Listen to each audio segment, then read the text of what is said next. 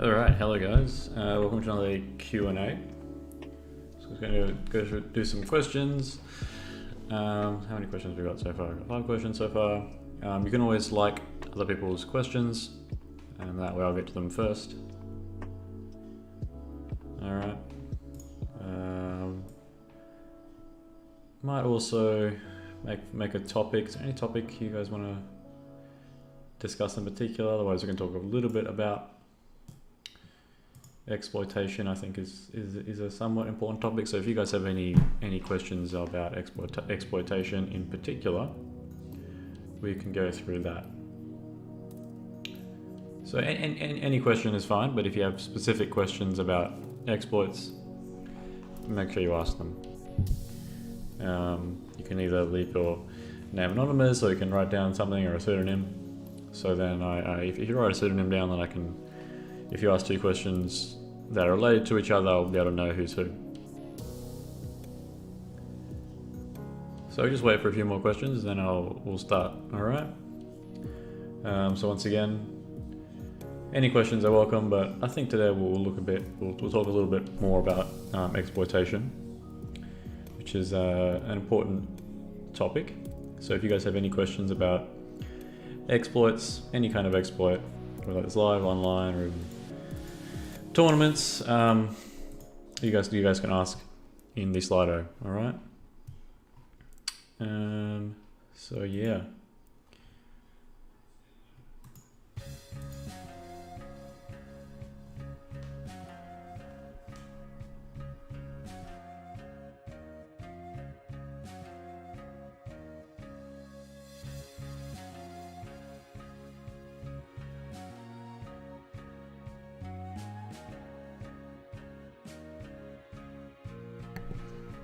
So to ask a question, you just go to slido.com and you type in this number, or there's a link in the description as well, which you can click.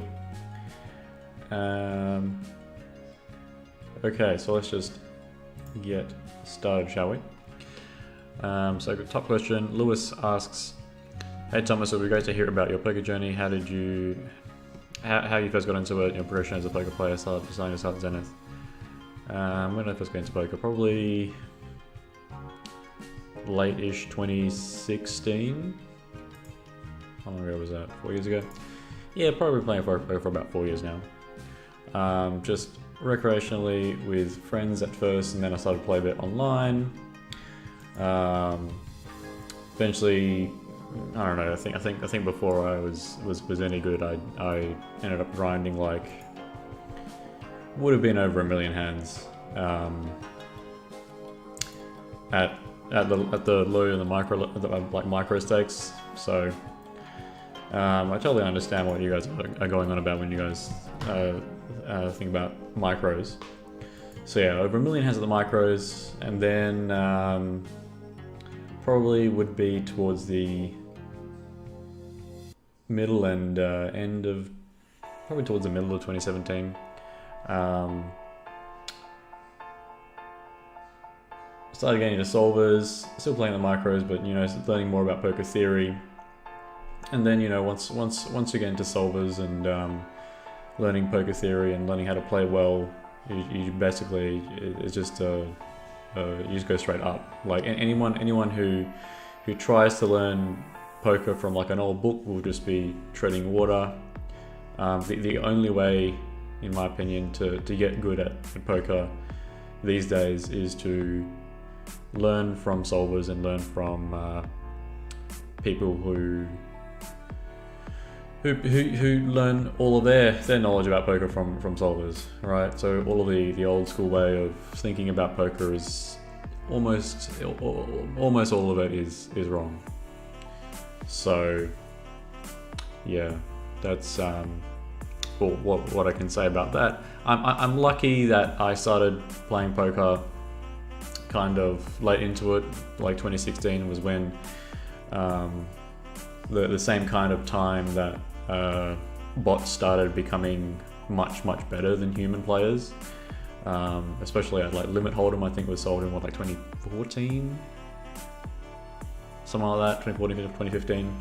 And then you've got going from bots solving Limit Hold'em to bots in no limit hold'em and just going up and up and up, right? So like solvers and bots and stuff have very quickly become much stronger than humans in a very short amount of time. Same kind of deal with what's going on with like other games like chess and Go's, but it's over these past few years, like suddenly like AI has gone from very weak to much stronger. And so starting off poker, I think I was lucky in the sense that I didn't fill my brain with crap from decades ago, right? Like reading like old school theory. You look back at it now and you realize that a lot of it is not so good. And my decision to start Zenith, I decided to start Zenith because I saw that there was a lot of crap circulating around, like a lot of just like what I would just basically say like polished horse shit. So like you get horse shit and then you polish it and then you sell it for $1,000 on the internet, which is my current view of a lot of the poker courses that you can pay for now. Yeah, that's basically all I can say about them as a collective. Ooh, look at me, I beat fucking 1-2 live, so buy my course for $700. Like, no. What you're selling is just plain wrong, and it's exploiting people. So I decided to start Zenith, and I decided, like when I started, I was like, oh, should I make it free? Should I make it paid? Should I make if it's paid, has it got a paywall? Should I make it like very small? Should I charge like $1 just to like not have to worry about bots? Blah blah blah. I just decided to make it free and then have to deal with the bots anyway. It turns out when you give shit away for free, bots don't care about your website. So yeah, that's that. I'd imagine if there was a paywall on my website, then I'd have to worry about getting hacked, and then like I have to deal with people's credit card information or whatever. That's just a whole pain in itself. So decided to make it free, and then Zenith really just started as a depository for like extra videos that I would make for my private students. So like I just make a video like explaining the theory to my private students, so then I wouldn't have to like re-say that, like re-explain the theory again when I got a new student. So I'll just be like, okay, well, here, watch this video that I made 6 months ago. Instead of wasting an hour of coaching with me having to explain it again, you can just watch this video, and then we'll start off at a decent level, so you've got a good theory background. So I started off, Zenith started off very, very much theoretical. The course, I'll bring it up now, which I built and decided to give away, was the Foundations of No Limit Hold'em course. If it will load. Bloody server's a bit slow. Alright, wait for that to load. But basically the Foundations of No Limit Hold'em, like Introduction to Game Theory section of that, is all theory. There's no discussion of solvers or other hands played. Turn the music down. In it at all, right? So it's all just like a bunch of math, and if you can understand the math, then you can kind of understand what the solver is doing.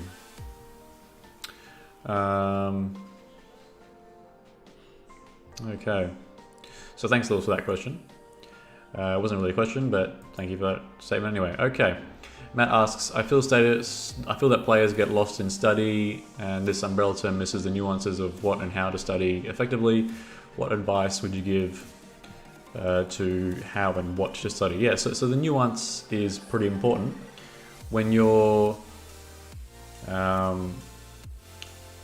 studying, basically, when you're studying anything, right? You want to study in its full sort of breadth. So like basically in any game, you want to study the entire breadth and depth of the game as much as possible, rather than just looking at very sort of narrow-minded things, right? So like as an analogy, since chess has been out for like a very long time, like in chess you can study openings, you can study middle games, you can study end games, right? And then you can sort of study the transitions between opening and middle game and end game,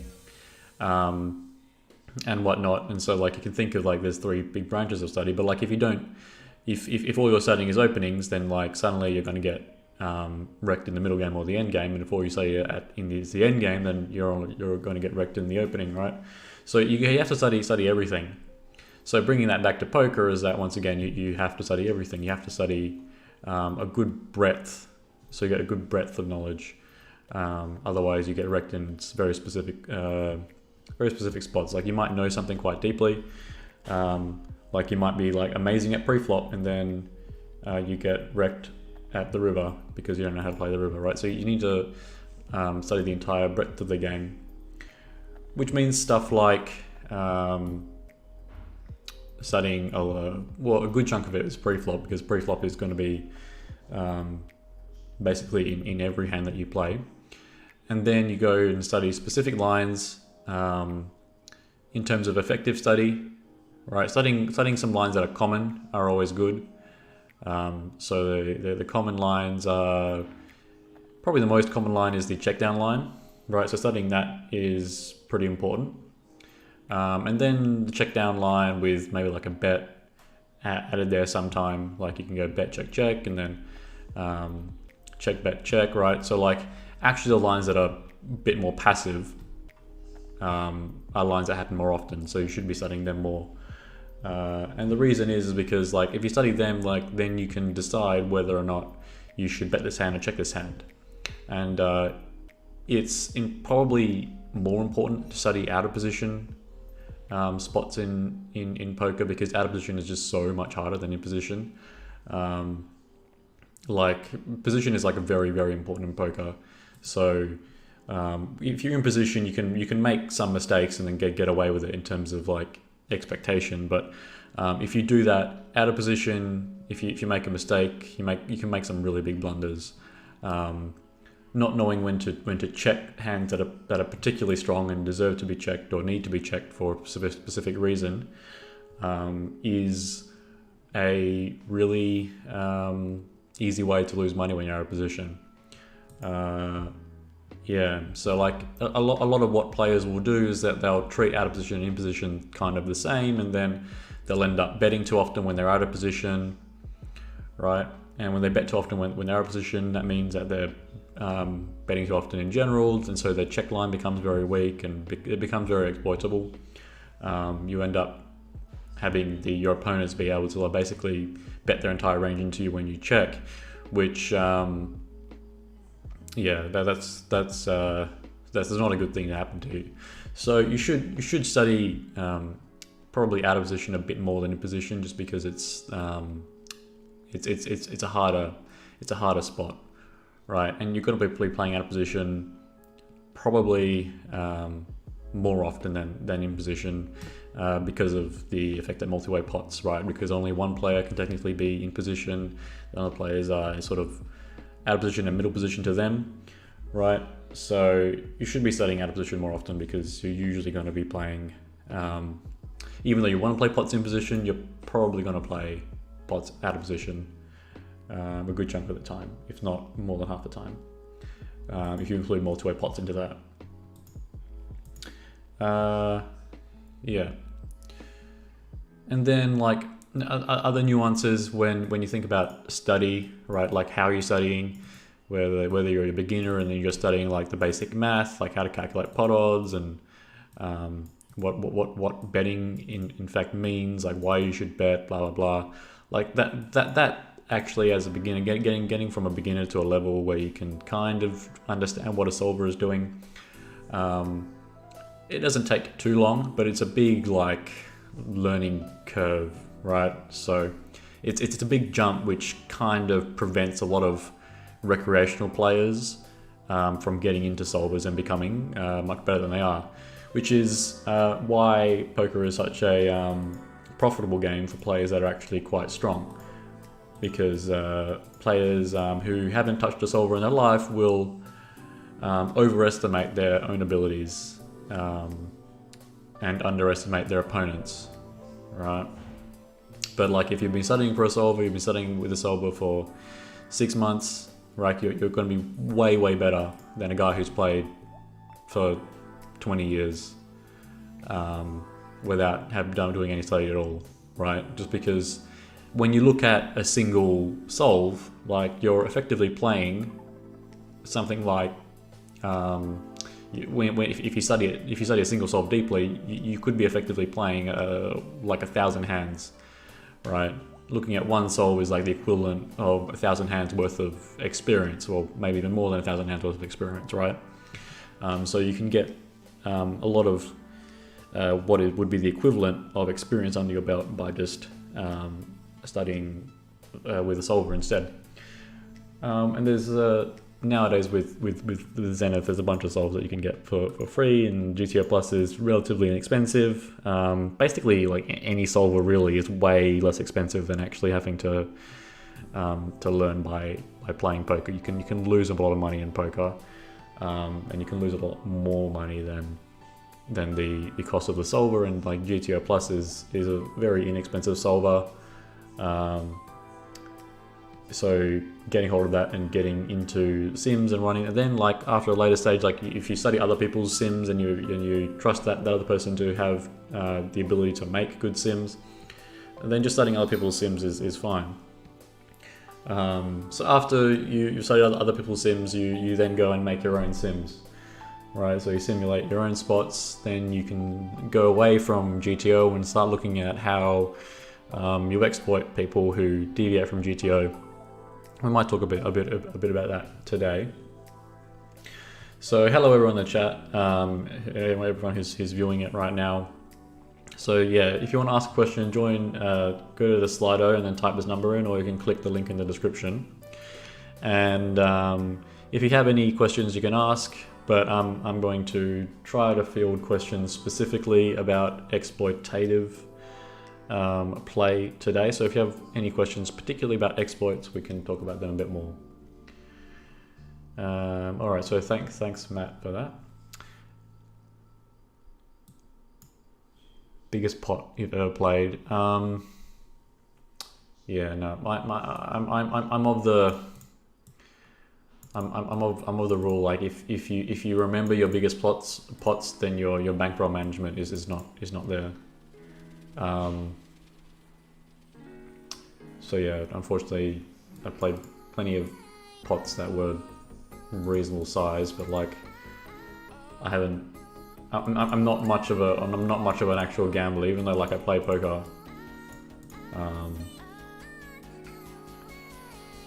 Professionally, like I don't like gambling, so and that might seem like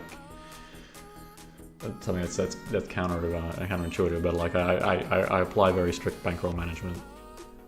So yeah, if you're remembering these really big pots and feeling sad about them, then it probably means that you're not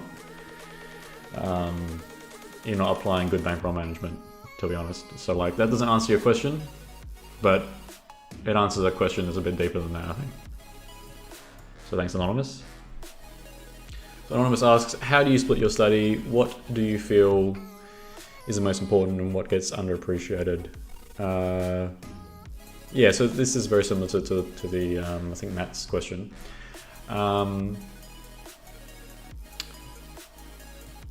Most important, definitely underappreciated is out of position play, right? Humans just play shit out of position. They're just so bad.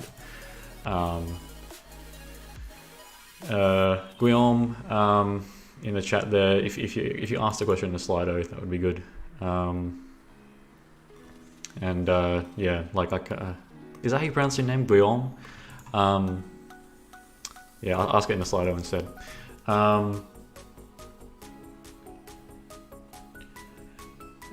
Yeah, so it was so I'm pretty sure I've answered this question is very similar to this just a few minutes ago.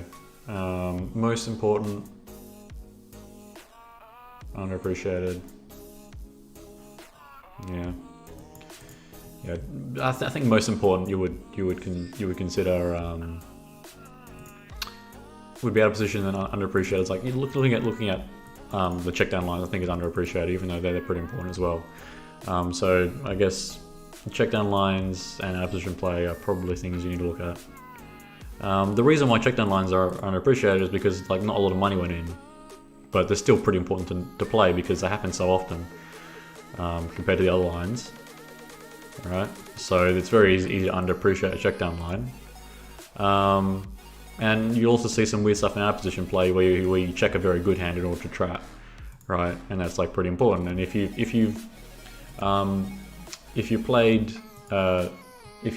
watched some of the quiz answer tutorials, like there's a lot of spots where you're going to be checking a set out of position on the river because it blocks your opponent's hands that we check behind, and so your check rate is going to be more successful, right? But like if you're approaching that from a spot where you're thinking, okay, how would I play this in position? Then like you've got it totally wrong and you've lost a lot of expectation doing that. Okay, so Matt asks, did you have any aha moments where things started to click?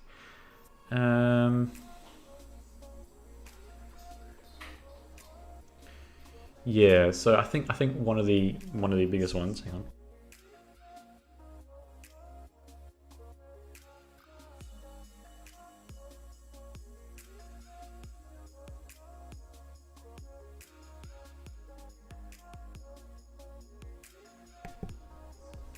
Yeah, sorry about that. So one of the biggest aha moments. Yeah, so Martin asking the Slido. So Matt, one of the biggest aha moments that I had is like this was fairly early on, was the idea that having more than one bet sizes can increase your EV more than the amount of information that it gives away about your hand, right? So like you can split your range into multiple bet sizes, and you can even do this pre-flop. And each different size, sure, it does give a little bit of information about the strength of your hand, but it doesn't give enough that your opponent can immediately exploit that. So you don't have to have everything into one size, right? So you can use multiple bet sizes on the flop, multiple bet sizes on the turn, multiple bet sizes on the river, and it's actually very difficult if you constructed your range correctly for your opponent to be able to exploit that additional knowledge about the strength of your hand. So that's one of the biggest ones that I had early on, and it's one that I think is very important to understand, and one that I think players don't really get, right? When you're like a beginner and you're taught, don't do X because it reveals the strength of your hand. Don't use multiple sizes because it reveals the strength of your hand. That is something they actually have to unlearn when you get better at poker, because revealing some information about the strength of your hand is fine if it leads to you capturing more expectation. So thanks, Matt, for that question.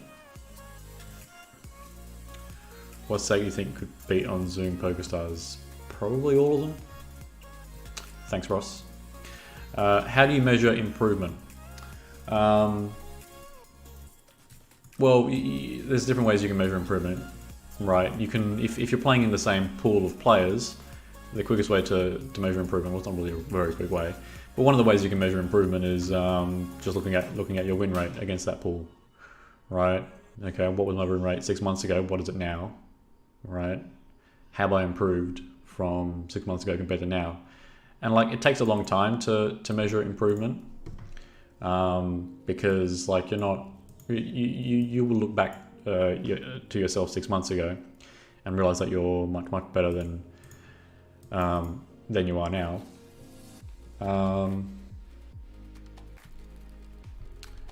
But yeah.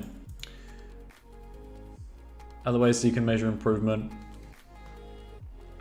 You can try to if you get into one of the communities, if you get into the Zenith Poker Discord or Facebook group, you can post your own hands, right? You can do stuff like swapping databases with someone else, and have you look at their database and they look at your database, and so you can try and look for each other's leaks, and that's a good way to see if you got any leaks, and then try and patch them, right? So measuring improvement is going to be a bit of a cycle of trying to find a leak, patching a leak, trying to find another leak, patching a leak, right? And then like the leaks that you'll be patching are like end up becoming like kind of obscure, and which is good. It means that you're becoming a much stronger player that way. But in the beginning, usually a lot of your leaks will be pre-flop, and then you have a lot of bet sizing mistakes post-flop. So there's a bunch of different ways that you can improve, and there's a bunch of ways that you can even measure improvement. Another way you can measure improvement, like for like very specific spots, is if you run a sim in a solver like GTA Plus, or I think simple postflop can do it as well. It's got a function where you can play against your own sim, and then you can see how well you're doing against it. So you can just basically, before you study the sim, you play against it and you realize how shit you are in that spot. And then after you've studied the sim, you play against it again, and then suddenly you've improved because you've learned something about that specific spot. Alright, so thanks, Anonymous.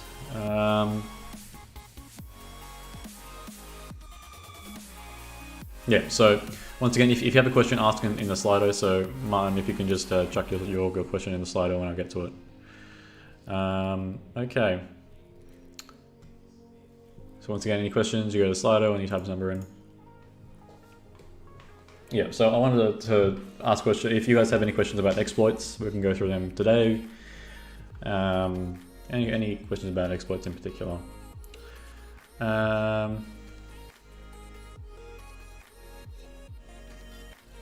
All right, this one's about exploits. So Anonymous asks, what exploits are used against online at 9 max tables with many limpers? Do you need to add one big blind raise size every limper, or do you use just free bet sizes? Yeah, you just use the free bet sizes is the correct question. Sorry, it's the correct answer to that question. In terms of like GTO, right? You would treat a limp as like closer to a min open than anything else, and so you would raise the limps to a similar size that you would have 3-bet. If you have multiple limpers, you're going to increase the size. So that's just going to be that. So if there's multiple limpers, your range is going to tighten up, and you're going to add. You're going to go from. So say for example, your regular 3-bet size is like 7 big blinds in position, or 7 big blinds on the button, and six big blinds on the cutoff. And earlier, you can chuck probably an extra 1 big blind on top of your 3-bet size. So like button over multiple limps might end up being 9 or 10 blinds. And you're going to be playing fairly tight against them, all right? Because when there's multiple limpers, like what does that tell you? Like if there's multiple players limping, then these players are probably not very strong, and they want to see a flop, they want to see a turn, they want to see a river, they want to get the showdown with their 4-2 offsuit or whatever. So you might as well just charge them more, and you end up having a much higher expectation when you have like a very, very strong hand pre-flop, like aces or kings, and so you just raise really big. If you get one caller, then the stack to pot ratio should be hopefully low enough that you don't have to worry about anything. So that's not really an exploit. That's kind of playing close to in GTO. In like 9 max tables, like some players will be tricky and then like do limp raises or whatever. But if you size your 3-bets, if you size your raise over limpers or squeeze over limpers appropriately, with a range that's sufficiently tight, you won't have to worry about that, because your range is quite tight and quite polar anyway. So yeah, thanks Anonymous for that. And so this is going to apply as well live with weak players that just like to limp in. Sometimes they have a very strong hand, so you need to keep your range quite tight when you do raise over the limpers. And that will often mean that, like, okay, well, you might as well just over limp, like you've got pocket twos or whatever. You might as well see a flop and try to hit a set, because you can do it fairly cheaply, right? And if you're playing at a table that's got lots of limpers in it, then like no one behind you is going to squeeze, so might as well enter the pot with a decent range and try and play multi-way. All right, you put one big blind in, all you need to do is win more than one big blind back. So yeah, thanks Anonymous. Okay.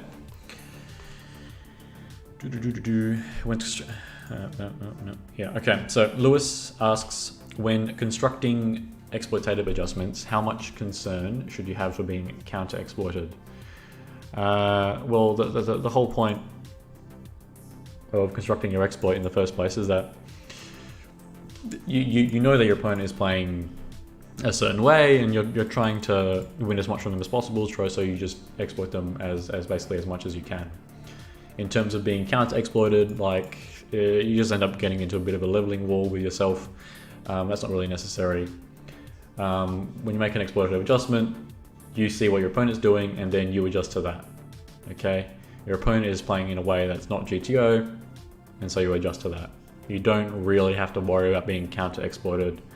If it gets to the stage where like your opponents are picking up on your exploits and then they're changing their strategy, as soon as you notice that they start changing their strategy, then you basically fall back onto a GTO strategy or a near GTO strategy, which then becomes very difficult for your opponents to be able to do anything to win additional money against you. And if you're playing a strategy that's near GTO, it's still going to win a lot of money, a lot more money against players that are playing poorly anyway, right? So every time you make an adjustment to your strategy from GTO, you're risking yourself being exploited. But the reason why you're making that adjustment is because you see that your opponent is not playing GTO in the first place. So thanks a lot for that question.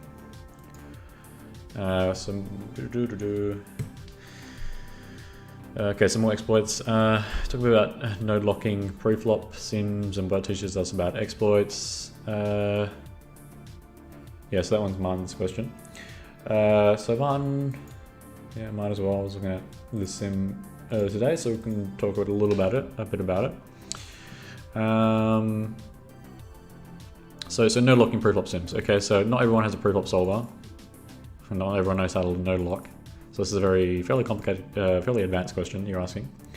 But you can make exploits pre-flop that help you win more money than if you're playing post-flop. So yeah, let's have a look at this. What's that? 9, 9,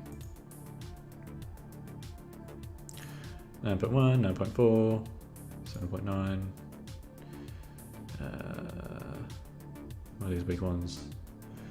Quarter, 0.2. Okay, so this is a Marcus solver output. So here we've got two sims. This top one is available for free on the website, and this bottom one is a new one which I ran last night.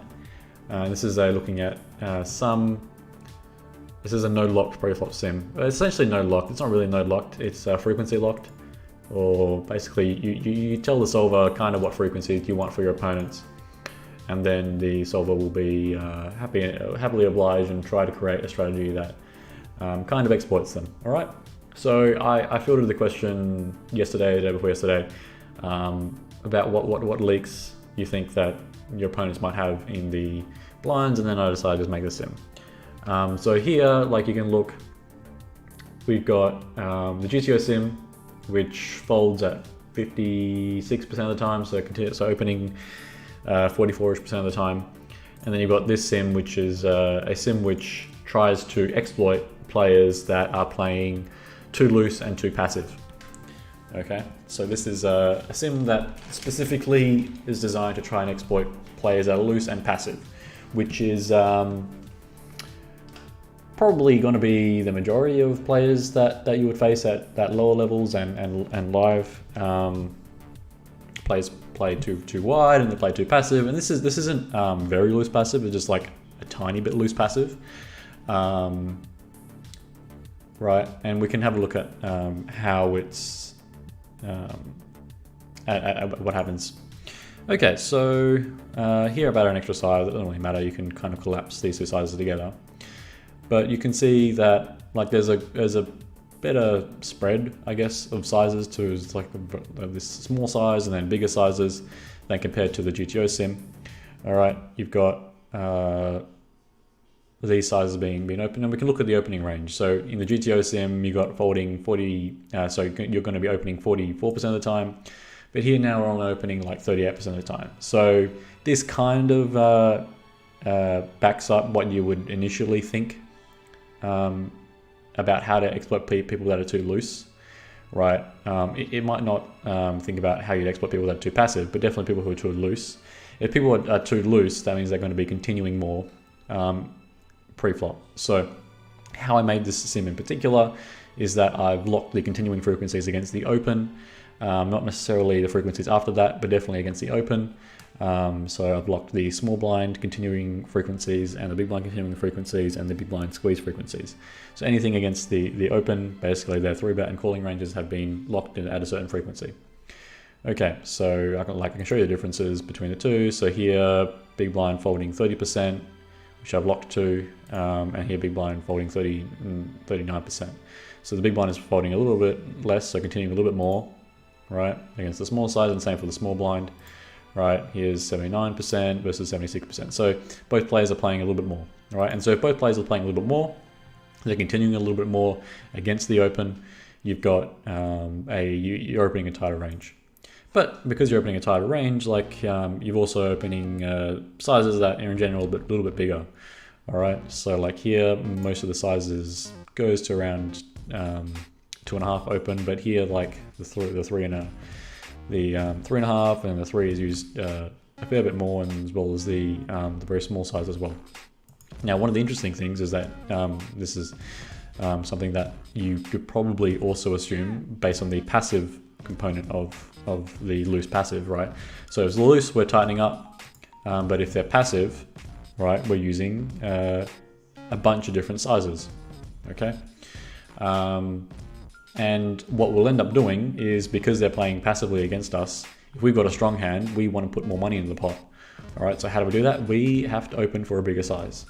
Okay, so you can see the strategy is quite mixed, but like if you look at like the pink and a little bit of the, if you compare the pink to the yellow and the blue, the pink is the big sizes and the yellow is the middle size, and then the blue is the small size. If you look at the pink, then like aces, ace king, kings, queens, jacks, ace queen, ace jack, like these strong hands aren't being used for the small size. So essentially what that means is, if you've got a big hand, you're going to be raising that for a bigger size, okay? And so this goes totally against what you would have been initially taught if you're a beginner. Oh, okay, you're a beginner, you should just use one size, open pre-flop for everything that you do. Okay, well that might be good initially if you're a beginner, but suddenly, like as you become stronger and you want to be able to exploit people, you want to be able to exploit people as often as possible. You want to be exploit people who do a lot of who play in this way, which is loose and passive, which is actually going to be the majority of the players that you're playing against. They either play loose and passive, or they play like a little bit too tight and passive, right? They're usually going to be playing passive in some kind of way, right? Because passive play prevents you from getting stacked as quickly as aggressive play does, right? So like, and this is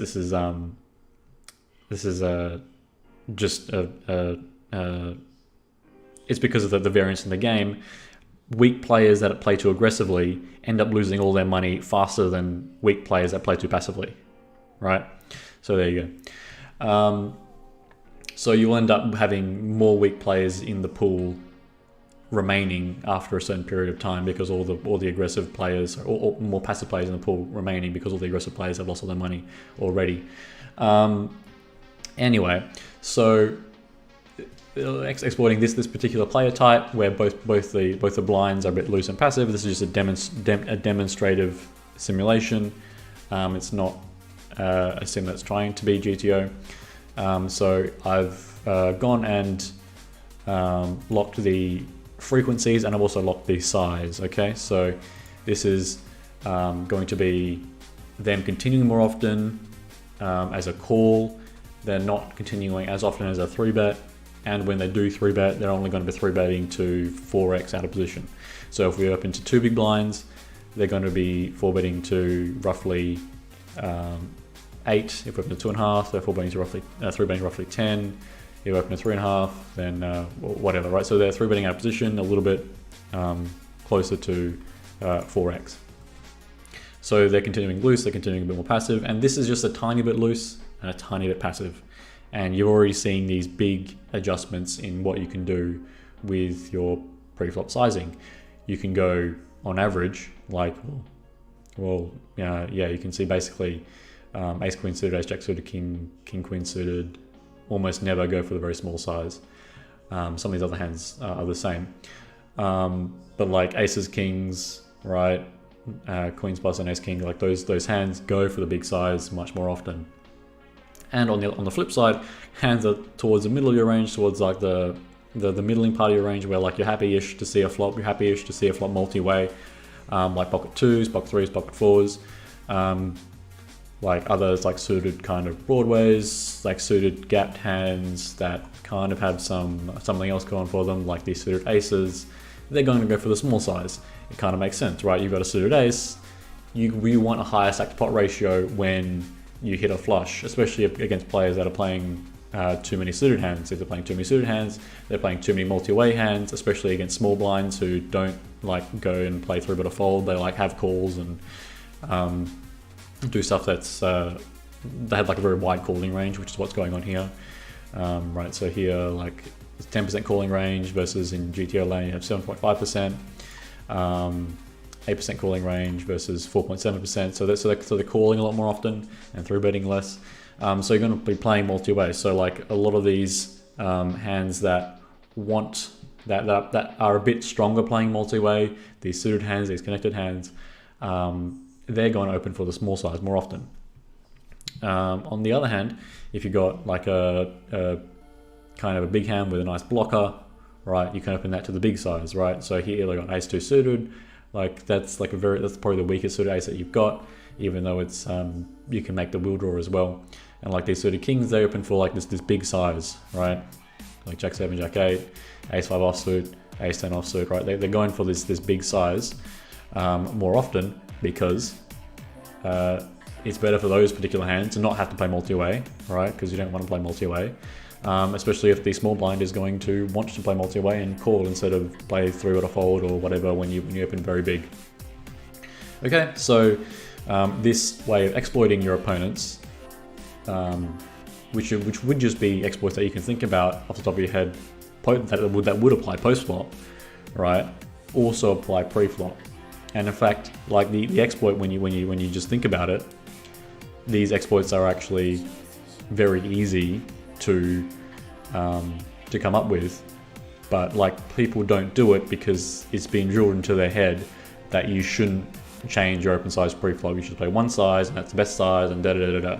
Well, no, you can and should, if you're trying to exploit your opponents, use multiple sizes, raise your big hands to a larger size and raise your small hands or middling kind of hands to a smaller size. Okay, and we can dive a bit deeper into the sim to have a look at it. So let's have a look at, so when you're doing this, what do you think will happen to your 4-bet frequencies? Well, if you've got more strong hands in your bigger open size, you're going to be 4-betting more often in the bigger open size. And if you've got if you've got fewer strong hands in your small open size, you're going to be 4-betting less. All right.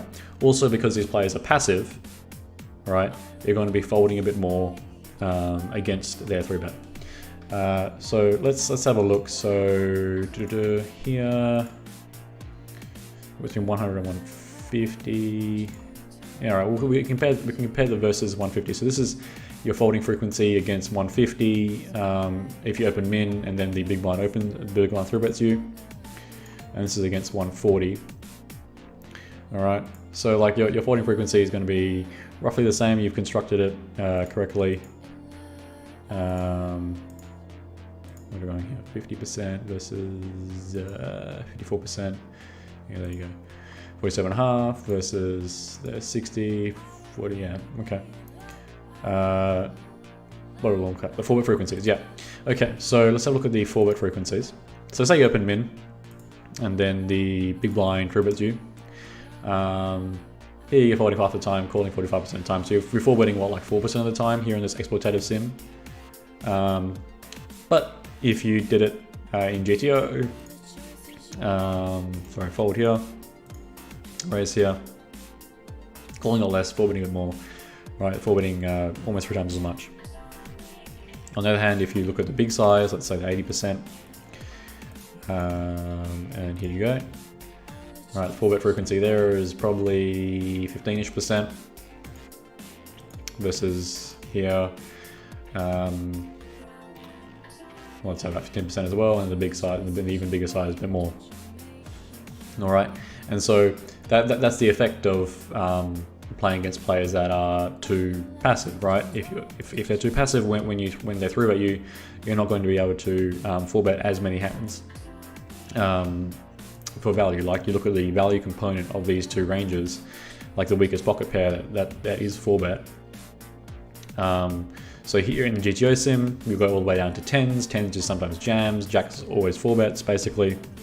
But here in the exploitative sim, 10s always calls, right? And then jacks is only sometimes, and it's basically like queens plus and ace king suited, and even ace king off, sometimes flats, right?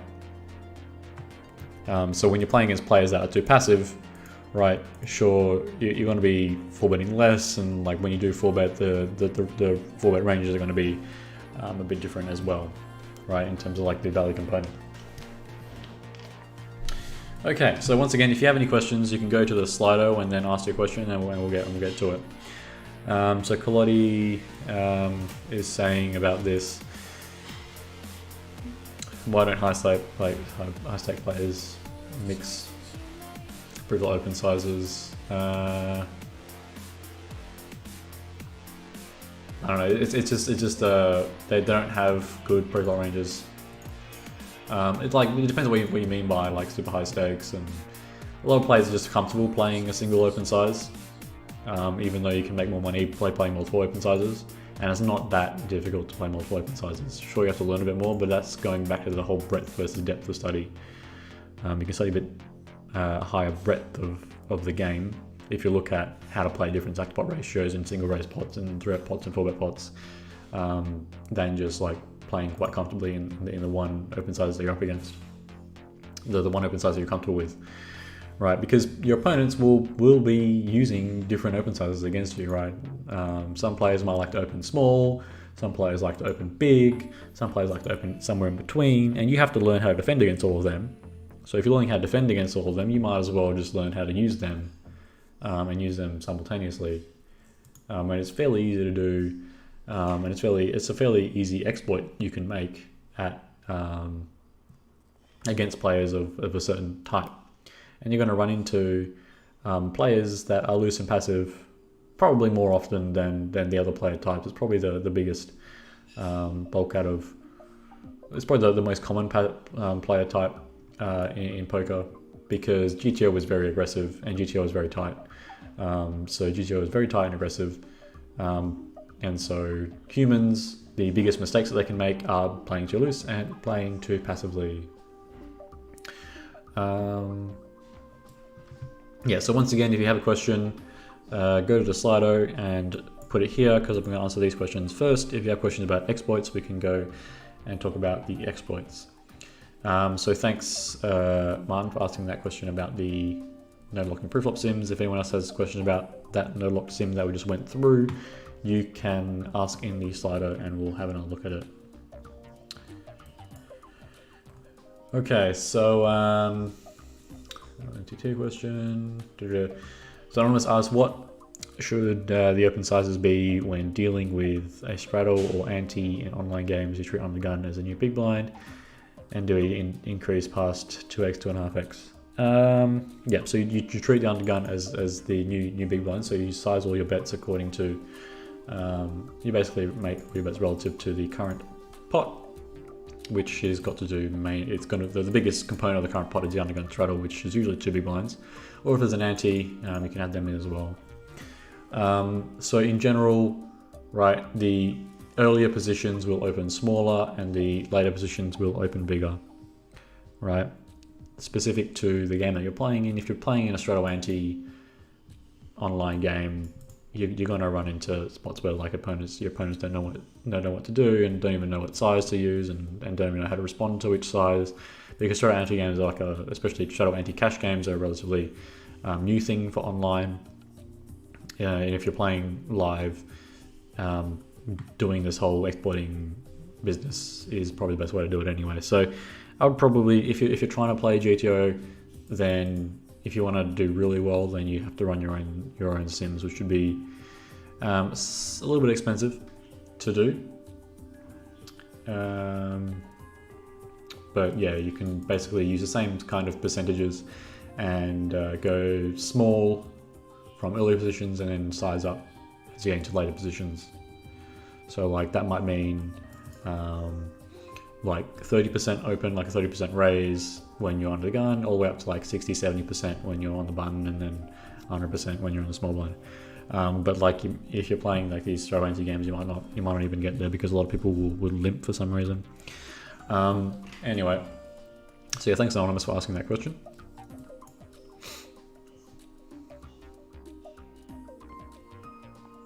All right, so Guillaume asks, what is a strategy you will advise in the late stage of MTT? Often, I found myself taking risks, aiming for top 3, being more conservative. So yeah, Guillaume, do you know push fold ranges? And like even more advanced than that, there's like limp jam fold ranges. So like you've got a combination of like open limping and open jamming. Like probably the best book on MTTs right now is Modern Poker Theory, by what's the name, Acid Devo. I don't know if I pronounced that correctly, because he goes and discusses like jam limp ranges. Right, when you're opening, you can open for a jam, or you can open as a limp, or a combination of opening as a jam and opening as like a min raise. And so like playing a lot with short stack to pot ratios, even if you like if you're like ignoring ICM, then when the stack to pot ratio is very low, you should be playing very aggressively, especially out of position, because your opponents don't have enough stack depth flips to be able to exploit you for revealing a weak checking range, right? So yeah, you should be playing fairly aggressively out of position. But then when you add ICM back in, right, like players end up playing tight, and that's necessary because you basically don't want to risk chips to win chips, because every chip that you lose ends up being worse in terms of EV, tournament EV, than every chip that you gain. But you still should be trying to win chips. So yeah. Basically, it just goes for learning how to have like short stack and learning good push fold ranges, multi-way. Unless you're talking like going between like taking a risk for top 3 and whatever. That's just an ICM question, right? Whether it makes sense to risk. To take risks to try and get into like a later a bigger tournament winning, right? That's just an ICM question. So basically, you should be running simulations with a solver that can do ICM.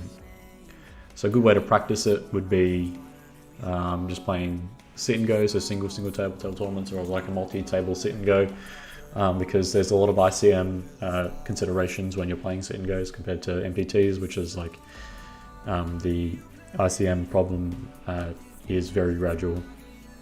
It's a lot more of an issue in sit and goes. So if that answers your question.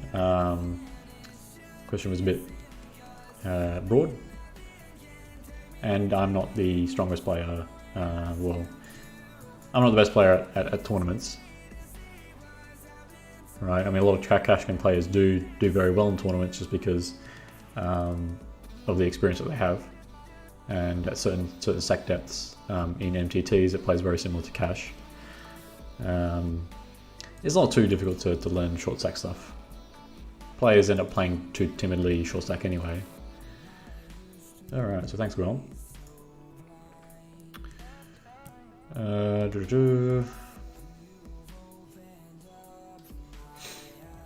So Anonymous asks, and how do you adjust this passive 3-bet? Yeah, so let's go and I think we can talk about that quickly. So against the players that are 3-betting too tight of a range, because the 3-betting too tight of a range, like your 4-bet range is going to shrink. So here in all of these situations, basically the 4-bet range is going to be like queens plus ace king and ace king suited. And then for like, well, plus or minus ace queen suited probably is not taken in that small line very often. So you're probably just calling against the 3-bet.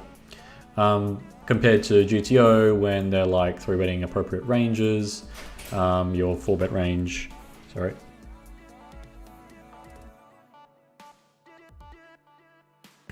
So your 4-bet range is going to be like, here for this button open is going to be jacks plus and ace king. If they're too passive, like you're going to not be doing stuff with jacks, you're not going to be doing stuff with ace king, you're not going to be 4-betting these hands because your opponents are too tight when they're 3-bet you, right?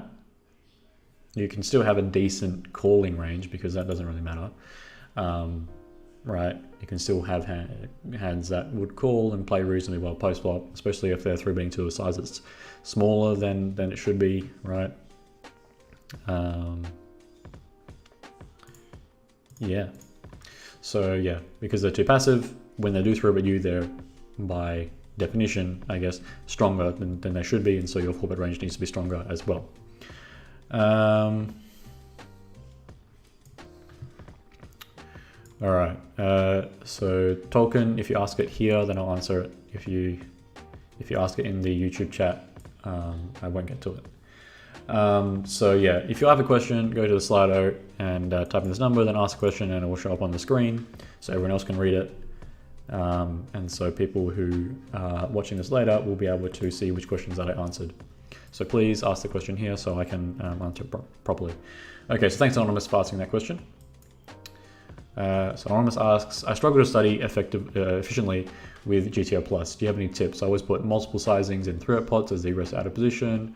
Should I go 1/3 range C-bet, large 50, 75%? Not sure what that means. Like in terms of study, what you should do when you're studying like 3-bet pots or 4-bet pots or whatever, use multiple sizes.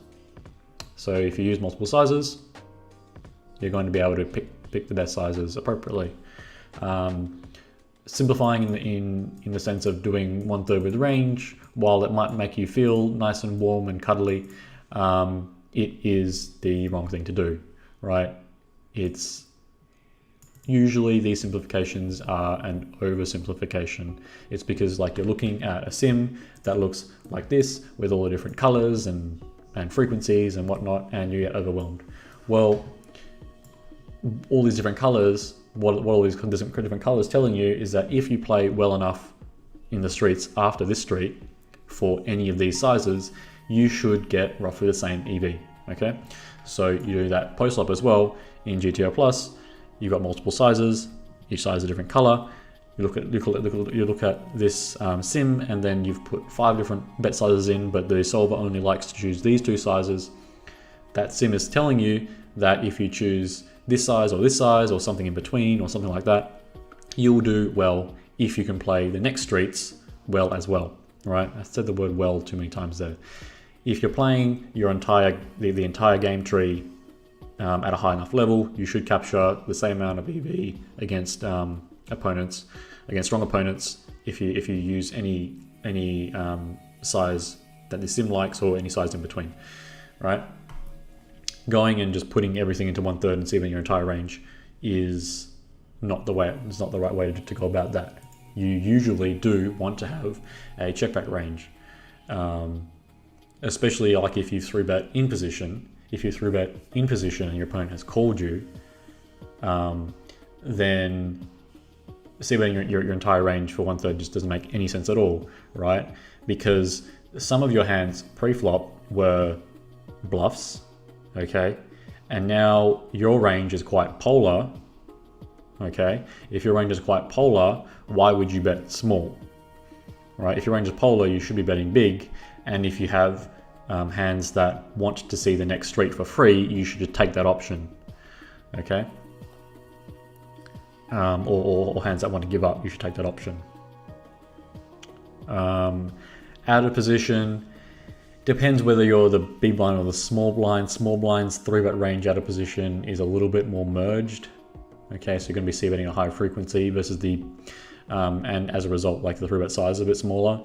If you're in the big blind, your 3-bet size is going to be a bit bigger. So if I say for the small blind, you might be 3-betting to like 11 big blinds. And then out of the big blind, you might be 3-betting to like 13 big blinds. The big blind's range is going to be polar pre-flop, and because it's polar pre-flop, on most flops it's going to be polar on the flop as well. Okay, and because it's polar on the flop, then you're playing out of position with a polar range. All right, so when you're out of position with a polar range, a lot of the hands that you have will want to check. And so when you've got a big hand and you want to keep betting, you're going to bet that for a big size, all right, along with some bluffs, right? But you need to also probably check and try and check raise that hand as well, to protect the checking range, because the checking range will have some equity that it can use to try and draw against your opponent. So for example, you've got ace high and trying to draw against a pocket pair by hitting an ace. That checking expectation in the check line, check, you see a turn, boom, it's an ace, that's nice for you, needs to be protected. Otherwise, your opponent can just stab their entire range into you after you check. And this problem is not solved by c-betting 1/3 range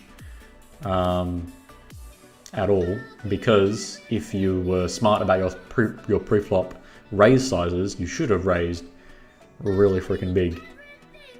Might as well just go really fucking big out of the big blind, right? Like way bigger than a lot of players will 3-bet. And Pluribus does this. I'm pretty sure Barbaros does this as well, right? When they're out of position, they 3-bet very big, okay? Actually, the Barbaros, I think the blind played 200 big blinds deep. But Pluribus playing 100 big blinds deep, when it was in the big blind, it 3-bet to like 12, 13, 14, like all the time, okay? It even like raised over limp to 13 a couple of times as well. So yeah, thanks Anonymous for that question.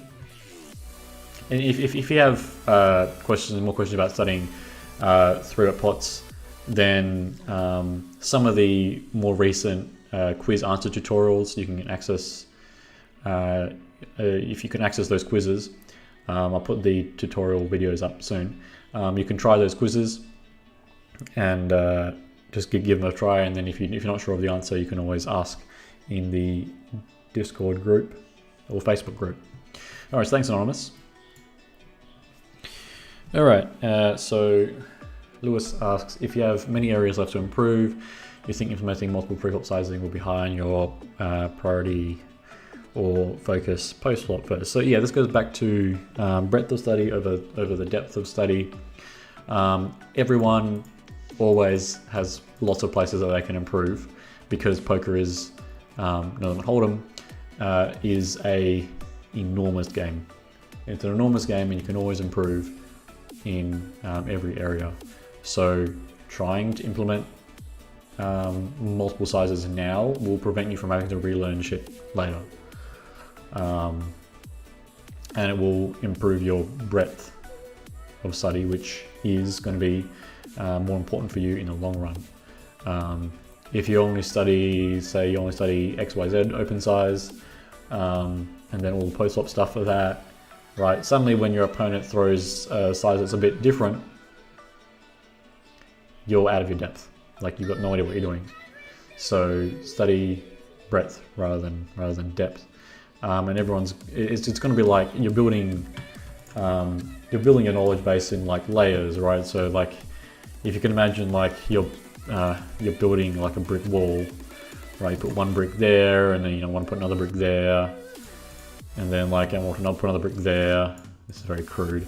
Another brick there, okay, another brick there. But like, say for example, like I'm building this wall, okay. Like I'm building this brick wall, and like if it's got a gap in it somewhere, right? Or like you build it the way I have, it's just gonna like collapse, right?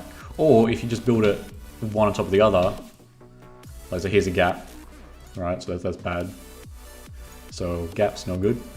Or if you just build it like up in a tower, okay, then it's also going to collapse, right? It's much easier to collapse because you don't have any base under you. So you need to try and build up your knowledge base like a brick wall, where you're building very wide and then you build it up slowly, right, in layers and layers and layers, rather than going up in a tower, or having like gaps in your knowledge base. So as a beginner, it usually pays to learn a little bit of everything, and then you get onto a deeper layer, you learn a little bit more of everything, rather than just like going very deep into a very specific spot, because that's going to fall over, right? But if you build a nice big chunky tower with a nice big base and there's no gaps in it, then like you're much more robust. So hopefully that analogy makes sense. So thanks for that question, Lewis.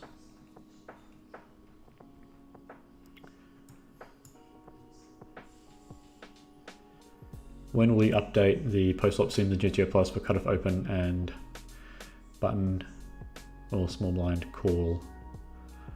I mean the pre-flop ones. I'm not too sure about that. I don't have any post-flop sims right now available for free. I do have a few 3-bet ones for cutoff open, and then like big blind 3-bet. That's available in early access. But this question is answered. I'll get to it and upload stuff when I get to it. Like a lot of sims I just run for myself, and then when I'm happy with a sufficient quality of those sims and the sufficient depth of those sims, then I'll upload them. But if I've just got like a bunch of stuff hobbled together, just chucking it up on the website ends up looking bad and can lead you astray. Especially like if I'm looking at stuff which is a bit different from what you might be looking at. Like I encourage you, like if you want to learn this stuff, you should run the sim yourself, right? You should get practice doing it. You don't have to have too much RAM. You don't have to have too much RAM to look at 3-bet pots and 4-bet pots, right? Because the ranges are so tight. You don't have to have that much RAM to have a lot of different sizes of post flop. So thanks, Anonymous, for that question. Okay. So Tolkien asks, how would you handle big opens like 7 to 8x from a very tight live player? Let's say MP opens 8x with an 8% range. What is our strategy? How deep are you? Like if you're 100 deep, you can just start jamming over this with like ace king. Like it depends on like how wide and how polar you think this is. Like if it's at 8%, like a linear 8%, a polar 8%. When they're opening this big, you probably don't have to have any calls at all. You can just play raise or fold. Like you just click it up with all your continues. And so like if they're opening 8% range, you might want to only continue with like a 4% range. So you've got to respect the gap principle. And a good way to do it is like you can go half, a little less than half when continuing. Going on, the brick metaphor is premium tips. Yeah, that's how you should approach learning, right? You learn, like, think about how did you learn English or math, right? You didn't learn it by like suddenly going into fucking calculus, right? You learn it in layers, and if you had a hole somewhere, then you can't go as far. So learn in layers with good breadth. Yeah, so going back to this question from Tolkien, yeah, like you can take their opening range and like halve it, and then that will be roughly your continuing range. Also depends on like how many players there are or whatever, but you probably wouldn't be too far off by playing a little bit less than half of their opening range. Yeah, and then because it's very big, you don't really have to have any calls. You just play raise or hold, and then you just like a raise min. Yeah. Can I have a tutorial about HUDs and pop-ups?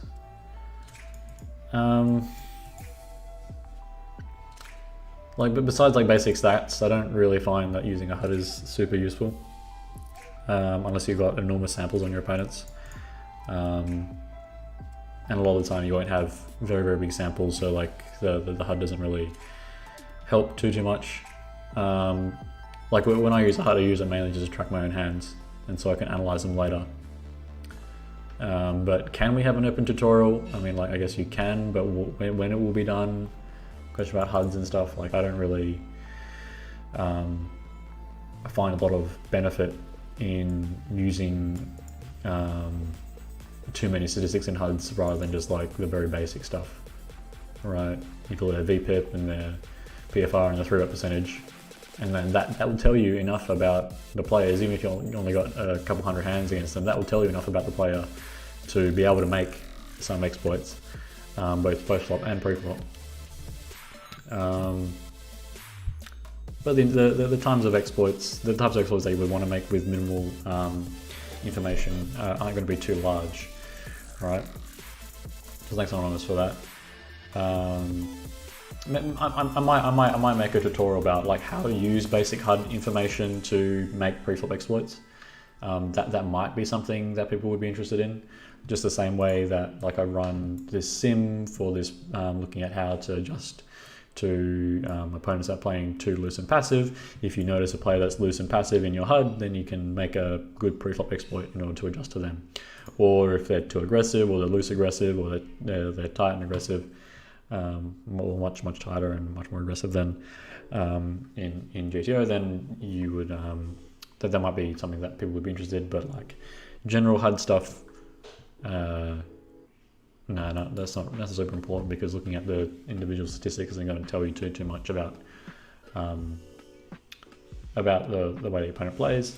On the other hand, like if you have information about your opponent and you write that down in a note, that can be very helpful. So yeah, thanks Anonymous for that question. So Shameless, if you ask the question here, I'll answer it, and that applies to, I'm going to butcher this, Apekhinar.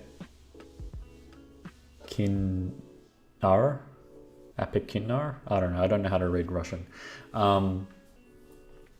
Yeah, if you ask the question in the Slido, you just go to slido.com and then you put this number and then the question appears here, so other people can read it too, so they know which question that I'm talking about. If you just put it in the YouTube chat, then other people later on when they're watching it, especially if they're watching it on their phone or something, won't be able to see which question that I'm answering. So please ask the question in the Slido, and I will try to answer it. And if you like other people's questions, then I'll answer them first. So I'm gonna just answer questions at a first come first serve basis, unless someone's liked it and it's got a like, so I'll answer it sooner. Okay, so let's keep going. So hang on, let me take a bit of a sip of this.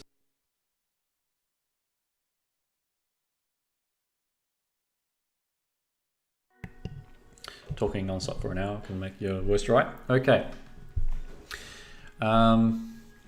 can you generally go over the process used to analyze the student's database? That might not be too big of a subject.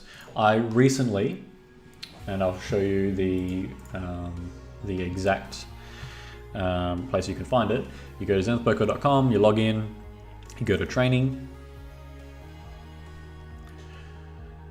If it loads, my bloody server is, I don't know. Is there too many people on my website right now? Like I didn't hire a beast to run this website. I only hired a. Okay, so you go group learning,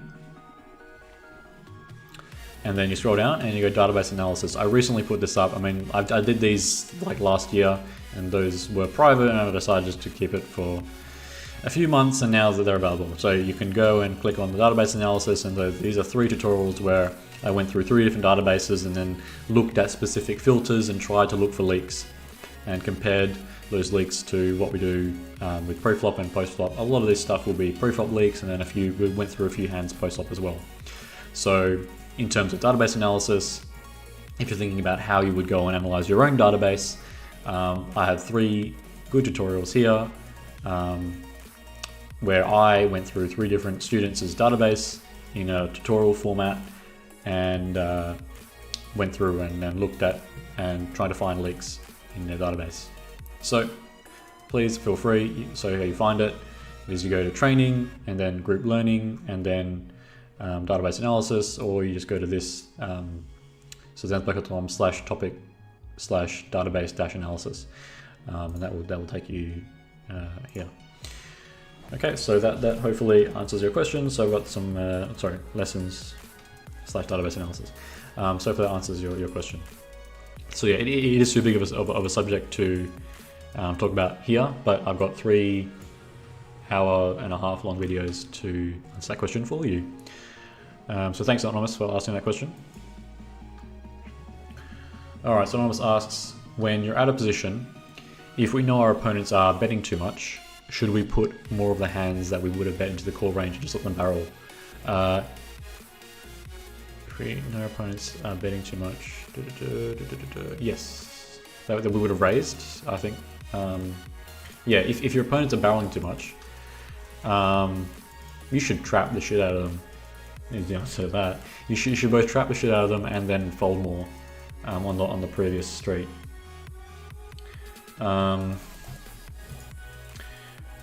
So like someone, I'm not going to say who, teaches this method where you like what's that, some triangle shit? I don't know.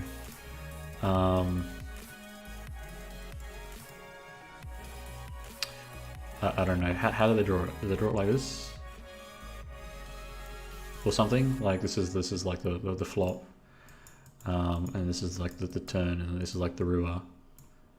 Okay. And then I guess like the rest of this would just be give ups.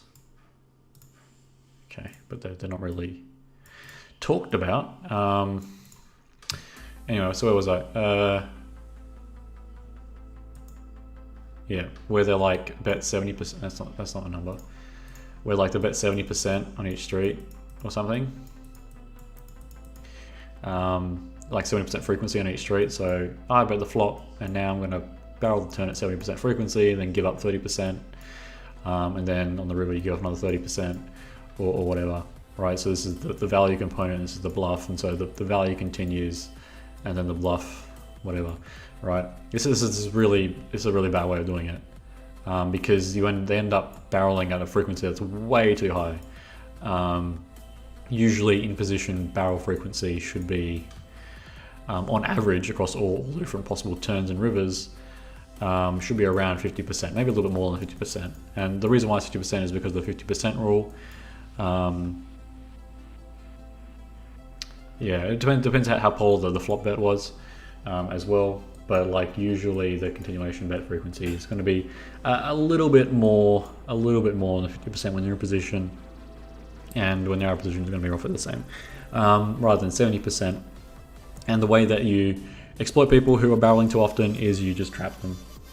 You have a strong hand, instead of raising it, you delay your raises to the river. You just raise right here after they made their final bet. You've made the most amount of money that you can, because their ranges got they were either bluffing or they were value betting. They weren't doing anything between. They weren't taking a line where they went bet, check, bet, or bet, bet, check, right, purposefully. Okay. So you should just trap them, right? Because basically any time that you raise, you just get them to fold their bluffs, which would have kept bluffing you if you just called. So when you've got a strong hand, that's what you do. You just trap. And then if you've got a weak hand and you do decide to call, if they check, you should bet your entire range into them, because when they check, they're giving up. Yeah.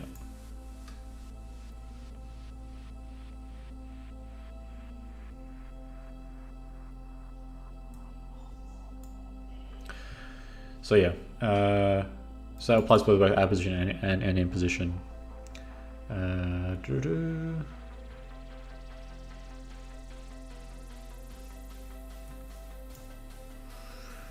Luke Rowen, can you explain what equity denial is exactly? I mean, no one can explain it because it's a term that doesn't make too much sense. Equity denial, the way that I see it, is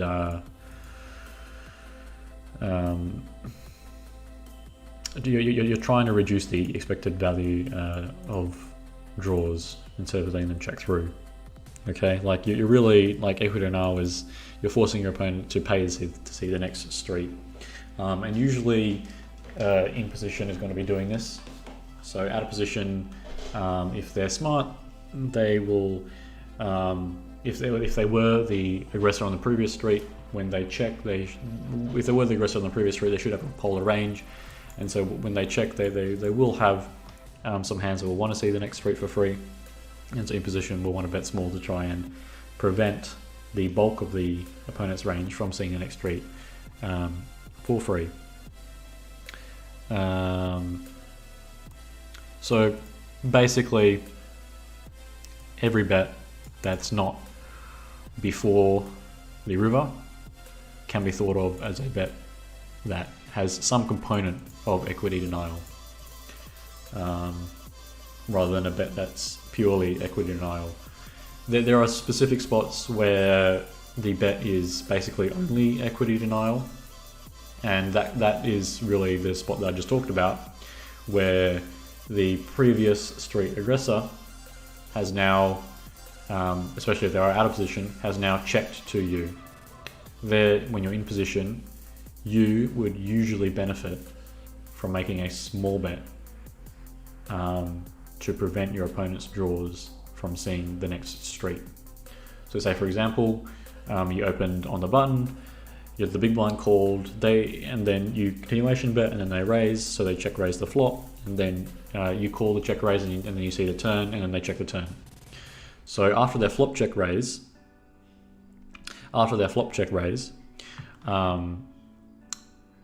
their range is quite polar, and because their range is quite polar on the flop, it'll usually be on the turn quite polar as well. And in situations where the turn brings them a polar range, they can't bluff their entire. They can't bluff all their hands because they would have had because otherwise they'd be over bluffing. And if they're under bluffing on their previous street, you should have overfolded. But assuming that the check raise strategy is solid, they will get to the turn where they've got a polar range. They need to continue some of the time with their bluffs and some of the time with their value.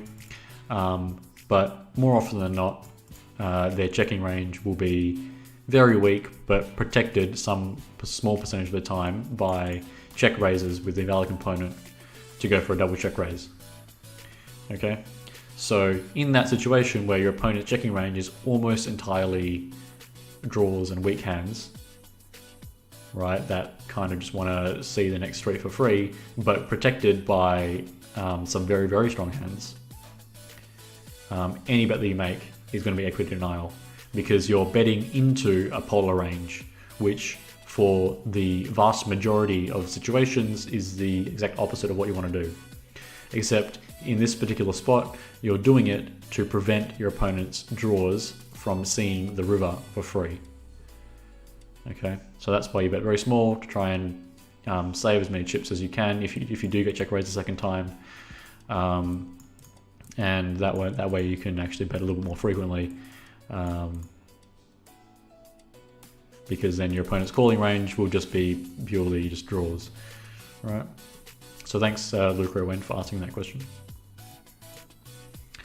Good big beep 100 by position. With the specific positions, what do I have? I can't really see them off the top of my head. I have to open up the database to see. But usually from the blinds, like if you're winning like less than half of the blind back, sorry, if you're winning more than half the blind back, you're usually doing pretty well in 6 max. And like this is going to change between 6 max and full ring.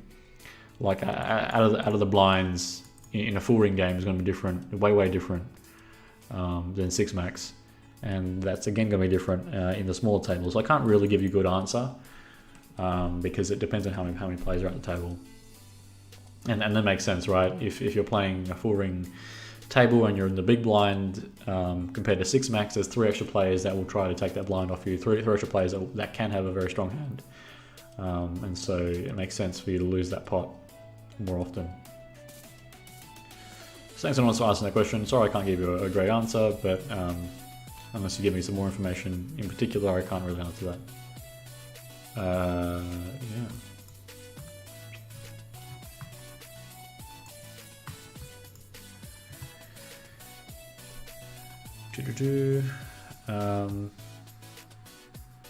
Luca Wind asks, Janda says the only reasons to bet are 1, to make the pot big in case you win, 2, to deny ability to your opponent to rise their equity. Your thoughts on this? Like, yeah, this goes into what equity denial is. Like, you bet. The reasons to bet are many, but usually you just want to bet to try and increase your overall expectation. Okay, like you can't really ask a question about why should you bet without also asking why should you check. Like why should you check? Like you're checking to try to get to the next street most of the time. All right, so like you're checking to try to see the next street, right? You're checking to try to get to showdown, right? So then why should you bet? You should bet to try and to prevent your opponent from doing that, right? And that might be thought about equity denial. The bet also has a side effect of growing the pot. So like, I'm not sure if these are the reasons why you would bet, but this definitely is what happens when you bet. So there's a variety of reasons why you would bet that don't really fit into either of these two categories.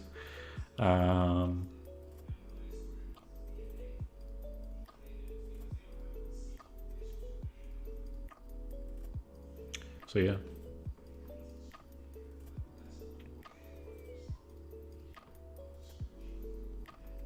But I guess if you're new to poker, then like thinking about it in these two categories, or thinking about it in a sense that, okay, well, I bet there's kind of like a third one where like you're betting to prevent your opponent from betting into you, which really only happens out of position. Like you can make a small bet to try to get called by worse, but the other option is checking and then having your opponent bet into you. So really in that sense, you're betting to prevent your opponent from betting into you. Which I guess when you're out of position, it could be thought of as a value bet. You're betting to try and get called by worse, right? So basically you can go back to think about it as value and bluff, which is probably the much easier way to think about it, especially on the river, because on the river, like there's no real equity issue there, unlike on the turn. Okay, the whole denying equity or whatever is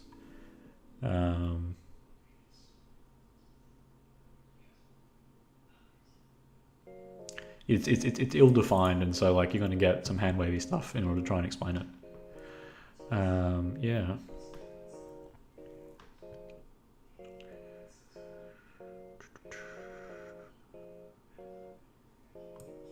All right, so Anonymous asks, my c-bet river percentage is 39%. Could it be a leak? Yeah, probably.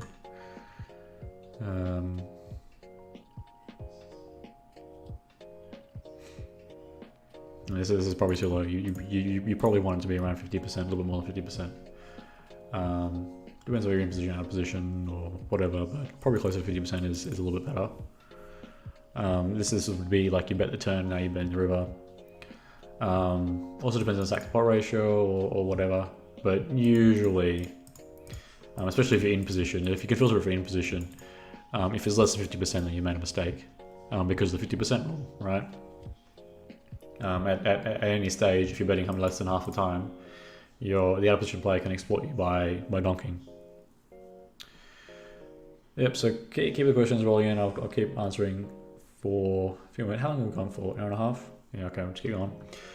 Once again, like I wanted to try and make this about exploits. In the beginning of the video, if you didn't watch it, we went through this sim a little bit to talk about pre-flop exploits. But if you have any other questions about exploits, go to Slido and then ask the question, and I'll try to get to it. The more specific you can be with your question, the better answer you'll get back. If you're kind of a bit vague, then as a result, I can't get into like nitty gritty. So yeah, this c-bet river is probably too low, especially if you're in position. In position, it should be more than any time you're betting in position should be more than half the time. Well, no, not really. It should be around half the time, because your opponent's either trying to prevent you from betting more than half the time, or you've c-bet, and then because you've c-bet and your opponent hasn't donked or doesn't have a donking range, then you're going to be c-betting again. Sorry, you've bet the previous street, and if your opponent isn't donking or doesn't have a donking range, then you should be betting again more than half the time. So this is a leak. Where the leak might be, you're probably betting too often on the turn, to be honest, or too often on the flop. Right, you're betting hands too often earlier on, and as a result, you end up taking the bet check line or the check line too often. And this could be as a result of an even deeper leak, where like you're too worried about your opponent getting there, right? And you're trying to like bet to try and deny draws or whatever, and then suddenly the river comes. Okay, I can make a sigh of relief, and then I check back, which is another mistake in itself, because a lot of the time you end up betting to merge on earlier streets and then to polar on the river, when you really want to start your polarity on earlier streets and then become more polar as you're putting more money in. And then to that particular leak where you're too worried about your opponent outdrawing you, I say try to outdraw them. Try to wait for a run out that is good for your hand. Right? If you've got a vulnerable top pair, instead of betting it to try and just like deny draws or whatever, why not just check it and wait for a brick to come, and then you can value bet. Right? And it's often you're going to win more expectation doing that, because you don't have to worry about getting check raised either, especially if you're in position. So yeah, I mean, this particular leak could be due to a variety of different thought processes which end up getting there. So yes, it's a leak. Unless you give me more information about the way that you play, I can't tell you why it's a leak.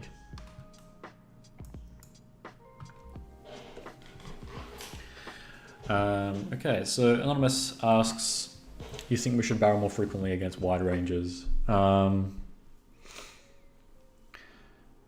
like once again, like this is a very broad question, so maybe we'll just talk about one specific example.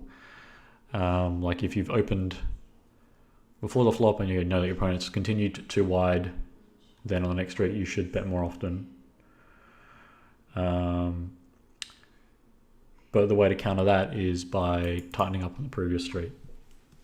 Tightening up pre-flop, and then you don't have to worry about having your bluff called by them having a range that's too wide. And it might not even be necessarily like especially going from pre-flop to post-flop, like going from pre-flop to the flop. Like, why have they called too wide? Is there a better way to exploit a player that is too loose before the flop and then wants to see too many flops? And like the answer is yes, right? Like here, this is the sim that tries to have a look at different ways you could exploit players that are loose and passive. If they're loose, right, your opening range should be tighter, and if they're passive, right, as a result, you should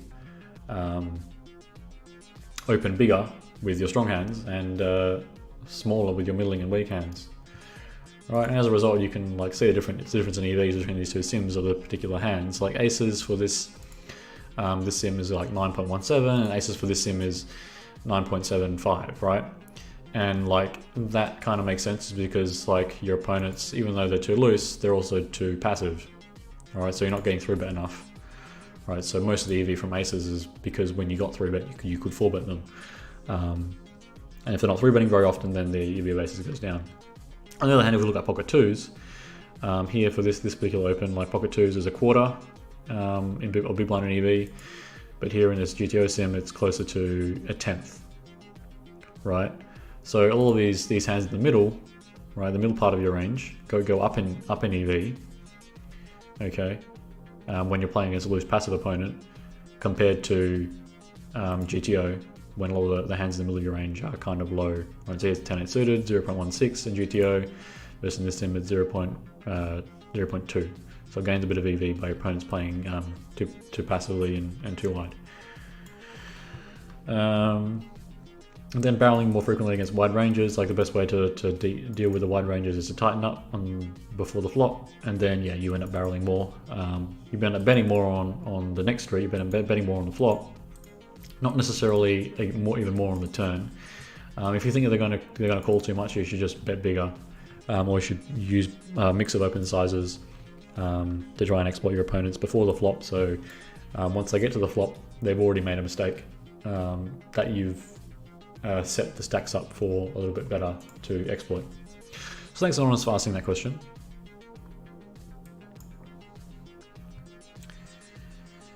What do you think of using a raise size of 3.75 big blinds plus an N2T in the steal position against the field and overbet in general? Okay, so I'm not going to answer this bit because I've got like multiple videos on that,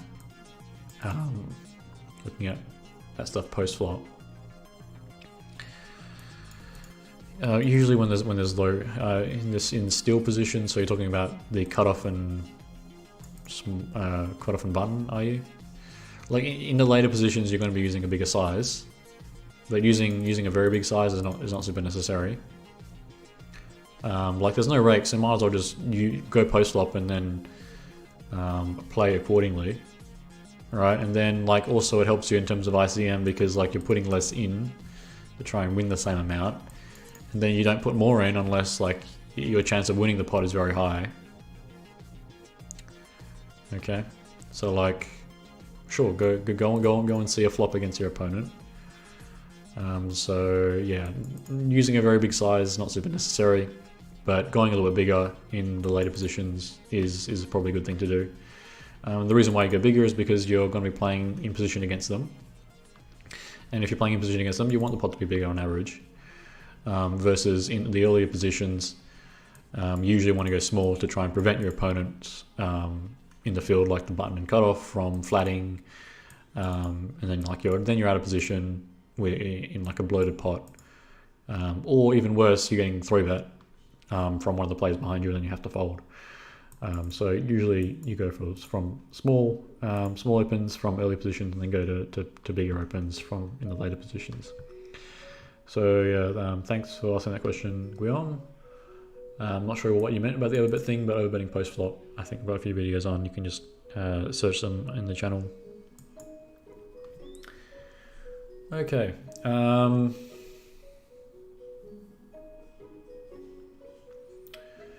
So Salva asks, rake included sims solve for all players, know about the rake and adjust accordingly. How will the sims change if one player is smart about rake and another is not? Rake usually just makes everything a bit more passive. So that the higher the rake is, like the more passive players will end up being. The reason being is because they don't really want to put chips on the pot to get them raked if they're not going to win them back as much. And if there's no rake, players are going to be playing wider and more aggressively. in terms of this difference where one player is smart about the rake and the other is not. If one player doesn't really care about rake, they should be playing more aggressively.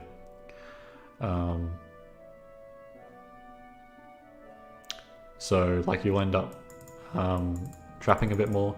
There's a thing that you can do, and like I don't think the current generation of solvers can like do it, where like you set negative rake for. Yeah, basically you set negative rake, and so if there's negative rake, like both players end up playing super aggressive against each other. But basically, like if one player is smart about rake and the other player is not, then the player that's not smart about rake will be a bit more aggressive. And the way that you can exploit that is by trapping a bit more, as we discussed previously. All right, so thanks Salva for asking that question.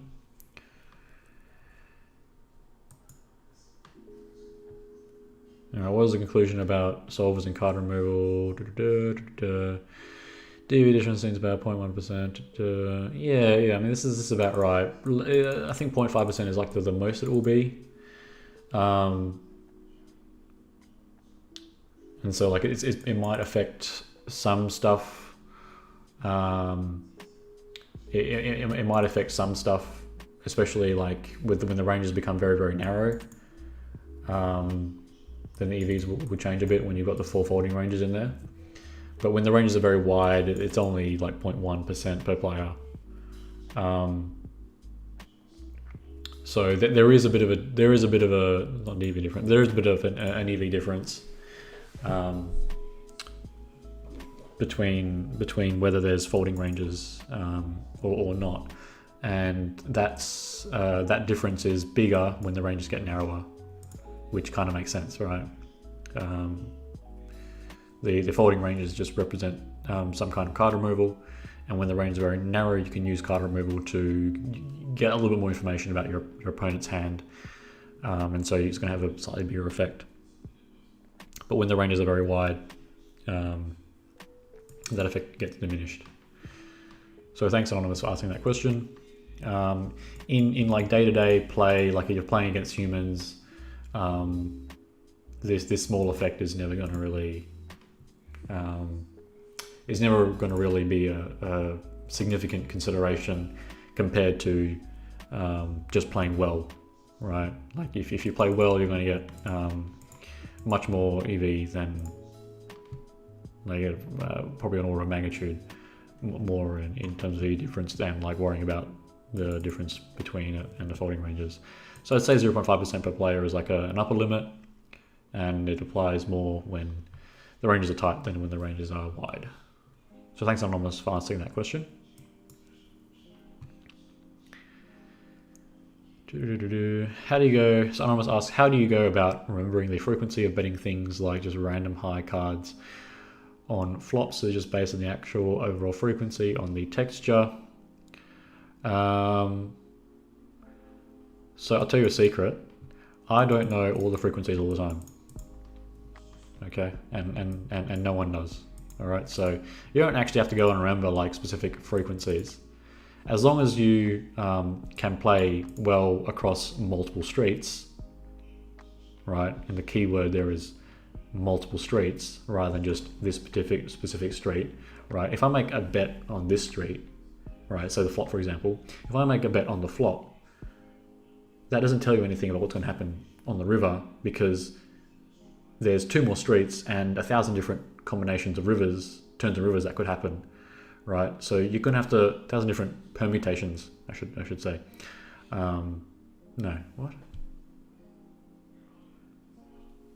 2,000 different permutations. That's a bit more correct.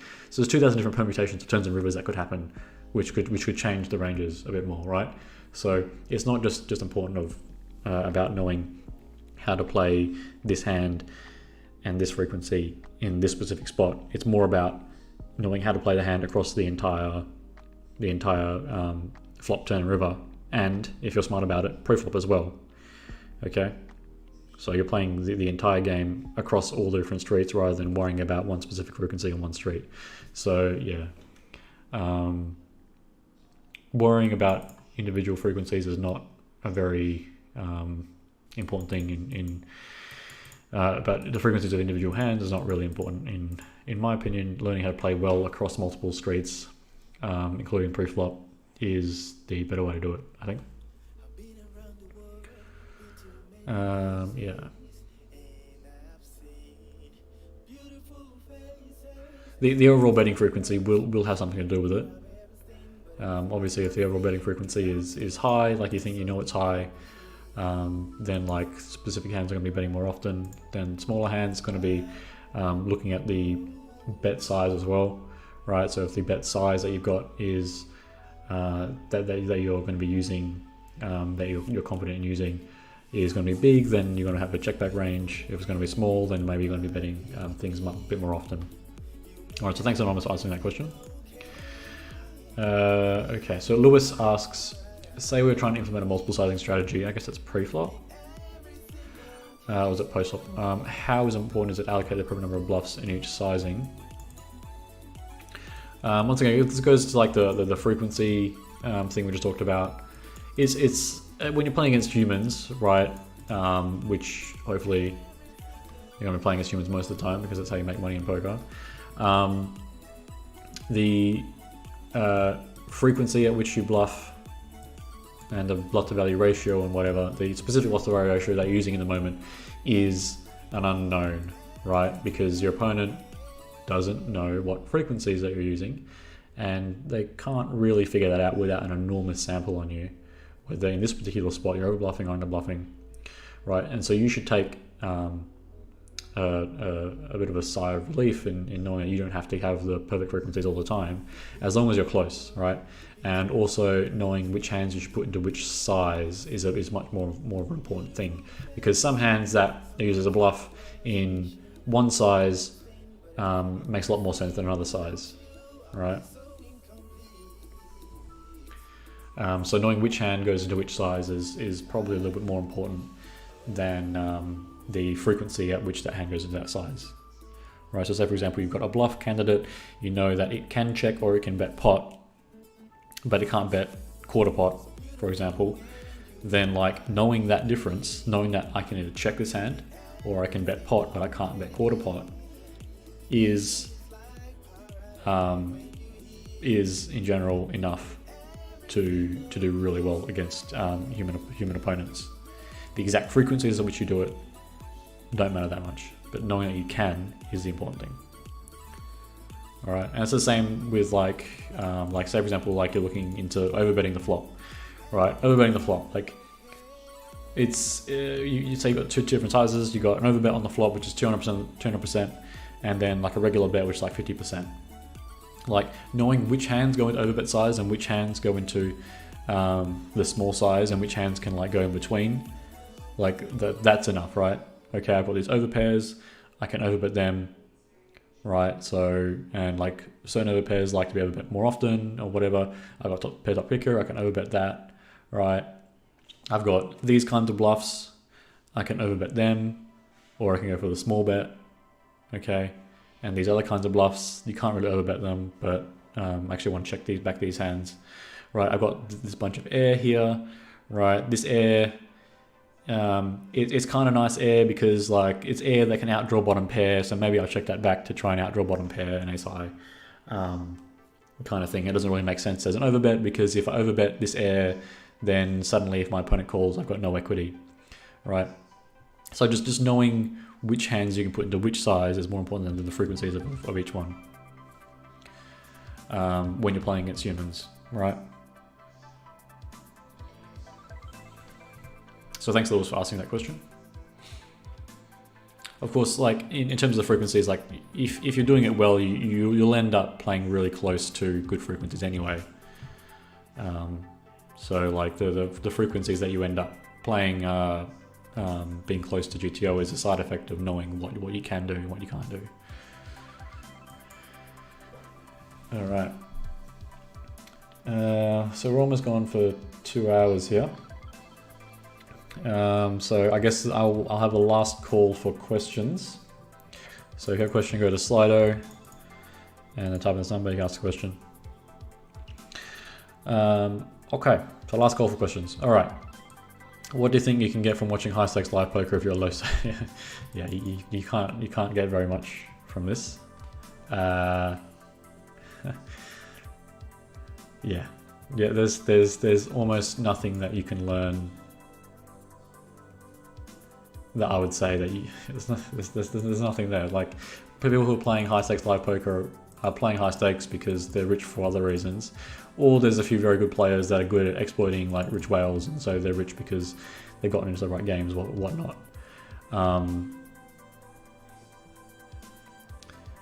Yeah, high stakes live is not the place you want to watch. And then like maybe mid to high stakes online, you can probably learn a few tricks there. But if you want to learn the most as quick as you can, then studying solvers, which is going to be the exact thing that will improve your game the most. But watching other people play a specific hand or whatever probably won't teach you very much.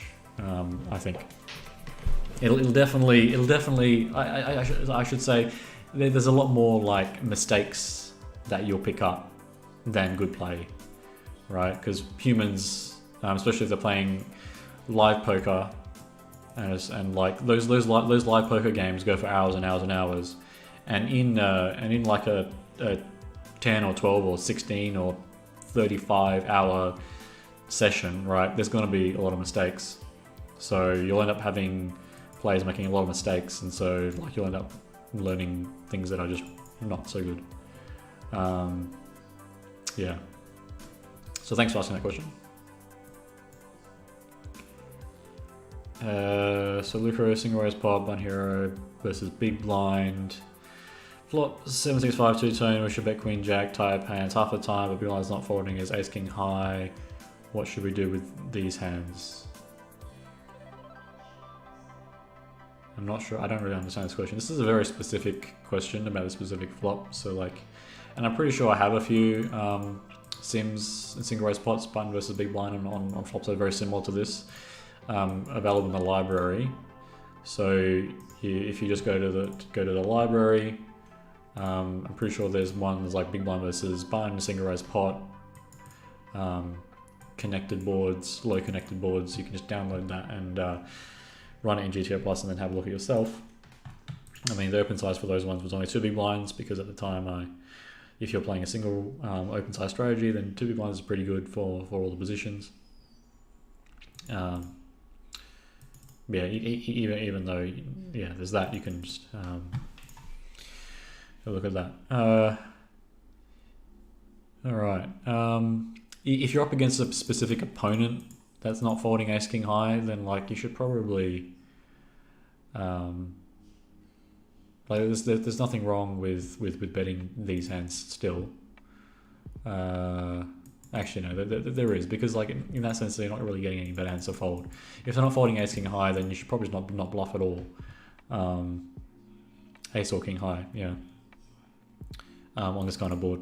So if they're not folding, then don't bluff them. That's the answer.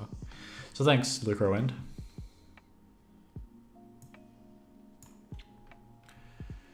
All right, so I guess this will be the last question. So Lewis asks, how important do you think it is to use a randomizer or some other method of playing different strategies with any specific combo? So you can use a randomizer when you know that a specific spot should be randomized, and I put emphasis on the word that know, and also the word can as well. You can use a randomizer. You definitely don't have to, but if you do know that a spot can be randomized into two different lines, then against particular opponents, using a randomizer makes you harder to play against, right?